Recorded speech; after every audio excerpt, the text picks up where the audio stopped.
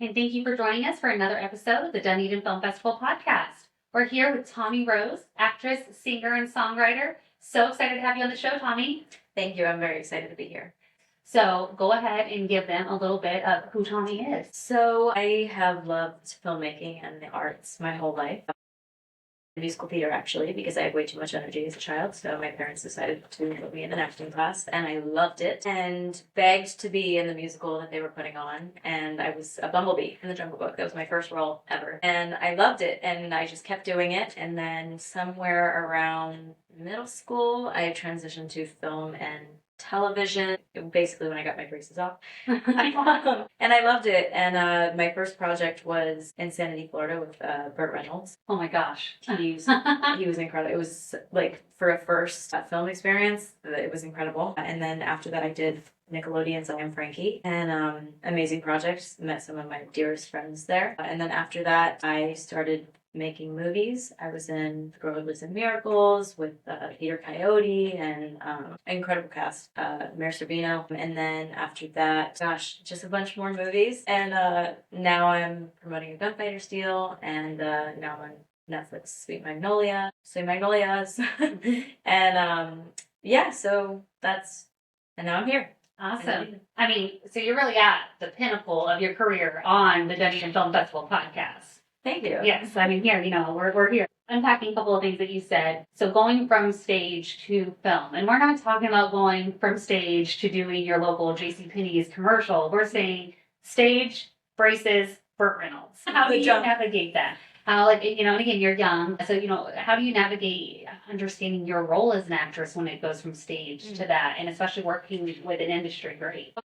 One of the main things that I know people have talked about is it's really cool because when you switch to film acting, everything is so much smaller. Like they see everything. On stage, if your character is surprised, you gotta it's a much bigger. You gotta put your body in it. You gotta do this whole thing. Like on film, you can see every tiny little muscle in your face. You can see all of it. So you can really just with film acting, you can kind of just feel it. That was really, really cool to me, and I loved that aspect of it. Was that it felt more like I was involved in my own performance, if that makes sense, because it just felt more genuine to me. But I love musical theater, and at some point in my career, I do want to venture back into that for a little bit. But I do love that.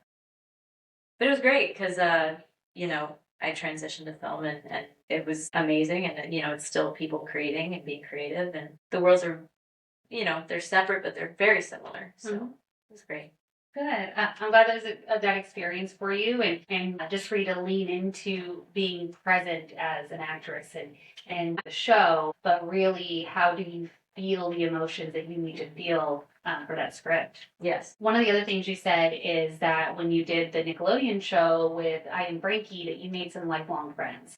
So how do you find authentic friendship, and how do you build that authentic friendship in such a predominantly known fake world? That's a very good question. I think that I'm a strong believer in when you put out a certain vibe, that vibe will come back to you. And I've been very, very blessed. I have worked with incredible, incredible people. I feel like most of my friends are from sets. I love filmmaking for that reason, the connections that you make and the people that you meet. And I think that if you go into a project with an open heart, mind, you're willing to listen to people and really get to know people, I think that same energy will find you. So that's good. So just by being a friend, show them, be a exactly. friend first. Yeah, exactly. It's like I think that when people sense that you genuinely are interested in them and genuinely want to know about them, I think that makes it very easy for people to open up, and it makes it very easy for people to be their most genuine self.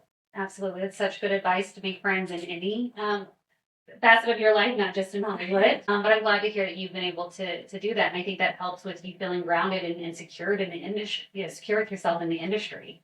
Thank you. Great. So let's talk some more about this movie that I cannot wait to see. Okay. So it's a Gunfighter deal. Martin Coe, Jesse Coe, your love interest. You are this incredible temptress. So you're not the temptress. I'm so sorry. He's making the deal. Are we allowed to say what? We can say you're making the deal with the devil. Is that in the promo? Yes. I don't know. This is all fake. Okay, not fake, but So Martin Coe, Jesse Coe, your boyfriend. He's making a deal with the devil to get you. What was that like? Like this whole storyline that a deal is being made with the devil for your love. Yeah, I think that I remember thinking that when reading the script. I was like, well, I guess it's important that she's really likable. I'm like, I guess it's important that she's worth this. So, but she's a very easy character to make lovable because the way that the writing is, she's just lovely and cares so deeply about everyone that the people that she works with in the saloon and Silas. The love interest. Yeah, it's just she's amazing. I love her. I think that I always talk about my characters like they're real people because to me they are. Well, you lived and breathed them. Yeah, a piece of me is her. But so I love the the perspective you took on it when you originally got the script. Okay, this is going to be someone that this person's going to make a deal with the devil for. Why? What would cause that? And I love that you took not just what would make him love you, but what would make the town love you. What would make you this kind of person that would be believable in this narrative. Yeah. And so how did you get yourself in character for that? Like, what was that like to kind of find how to become this person that someone would care so deeply about?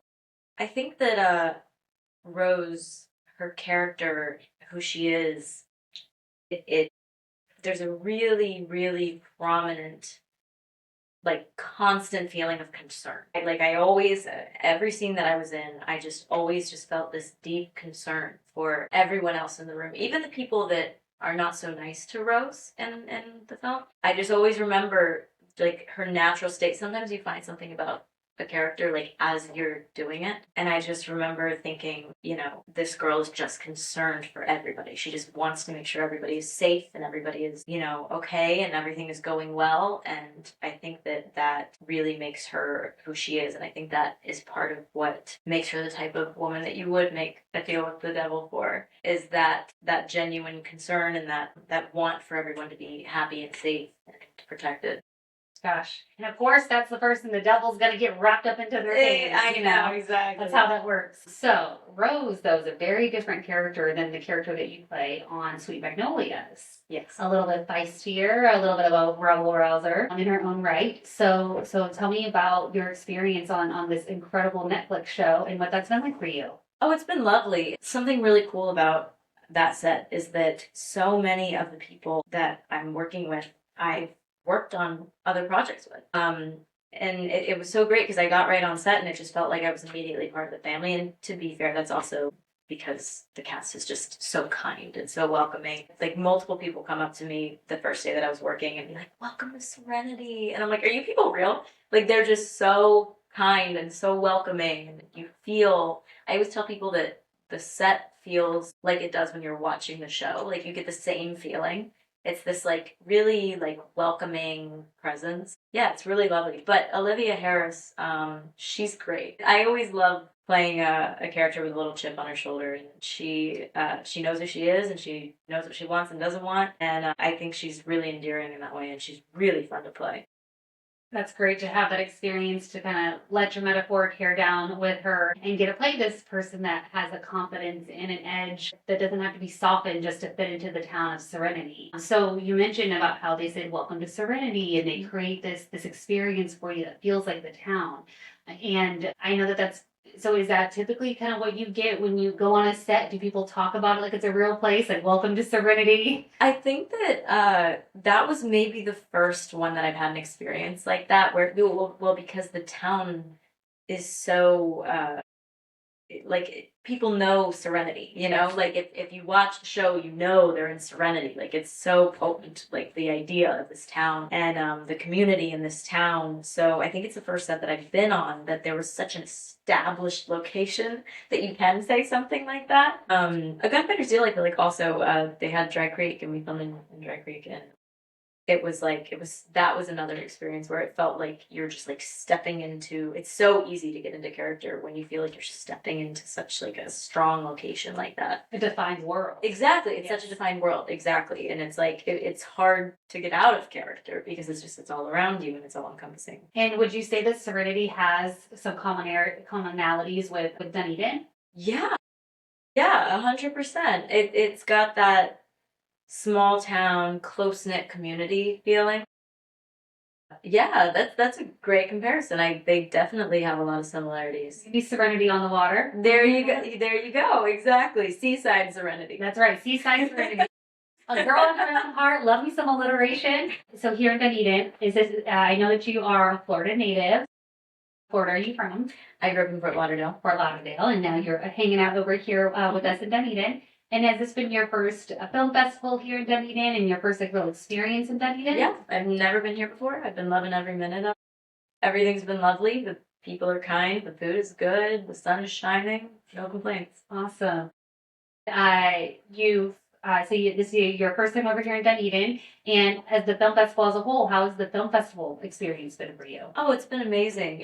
I love to be involved and watch people be passionate about projects and find out about like what everybody's doing next, and it's great, and everybody's been so kind, and everybody's so excited about their films that are maybe they're premiering, maybe they're not out yet, but I love the energy of the whole thing. It's been fabulous. Oh, I'm so glad you've had that experience. Would you consider doing a film filmed here in Florida? I'm so glad you're having that experience. Would you consider doing a film filmed here in Dunedin? Absolutely. Oh my gosh. Like no hesitation. It's so lovely. I love Florida for that they have towns like this that are so like they're such a character. Yes. I themselves, yes. Exactly. It's so beautiful here. I couldn't imagine how that would be anything other than just wonderful. Well, I film plenty of TikToks here, so it's a great background in general. So There just you start go. filming. Yeah. Awesome, Tommi. Well, as I'm visiting with people and talking with them this week, I am asking for their meet cute in filmmaking. And so that is that moment, that spark when you knew that this is what you were going to do for the rest of your life. I do have a story for this. Yes. So I guess this isn't the moment that I'm going to tweak it a little bit. This isn't necessarily the moment that I realized that, because I think I just always loved performing. But I think the moment that I realized why it meant so much to me, it happened to me I was in high school, and you know how high school is. It's so up and down. And I think like me and my high school boyfriend had like broken up for the 100th time or something this day. And I remember waking up this morning and just feeling like I had no friends, and you know how it is, in high school, and everything is so dramatic because you're feeling these like big emotions for the first time. And I just remember waking up and just feeling so alone and hopeless, and I was just like one of the worst mornings of my young life. And my mom brought me into our living room and she said, "Tommi, you're not going to go to school today." And I was like, "What?